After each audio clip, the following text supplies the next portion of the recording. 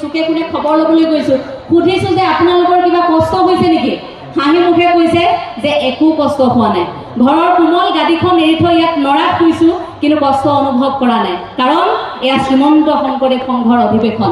ইয়াত সকলো একেলগে থকাৰ সাম্যবাদৰ এটা বতৰা ইয়াৰ পৰা বিয়পি যায়। সেইখনেই শ্ৰীমন্ত শংকৰদেৱ সংঘৰ মজিয়া। আৰু এই মজিয়াখনৰ প্ৰতি মই আজীৱন কৃতজ্ঞ, কাৰণ শ্ৰীমন্ত শংকৰদেৱ সংঘৰ মজিয়াতে মোৰ জন্ম, এই মজিয়াখনতে মই ডাঙৰ হৈছোঁ। সাংবাদিক মই পাছত, কিন্তু শ্ৰীমন্ত শংকৰদেৱ সংঘৰ এগৰাকী সেৱিকা, গুৰুজনাৰ সেৱিকা মই আগত। গতিকে গুৰুজনাৰ আদৰ্শগত বাটেৰে আমি বাট বুলিছোঁ। দেৰি নকৰোঁ, আহক আপোনালোক সকলো অপেক্ষাৰত শীতৰ সময়, অকণমান ঠাণ্ডাও নিশ্চয় লাগিছে নেকি বাৰু? সকলো সাজু যিহেতু, আপোনালোক আহক, আমি আমাৰ অনুষ্ঠানটি আৰম্ভ কৰোঁ। শ্ৰীমন্ত শংকৰদেৱ সংঘৰ ৯৫ সংখ্যক এয়া বাৰ্ষিক অধিৱেশনস্থলীৰ দ্বিতীয় দিনৰ সাংস্কৃতিক কাৰ্যসূচীৰ আমি প্ৰথমে আপোনালোকলৈ আগবঢ়াব বিচাৰিছোঁ কুশ মহন্তদেৱৰ পৰিচালনাৰে জামুগুৰি আঞ্চলিক শাখাৰ এটি কোমল গীত।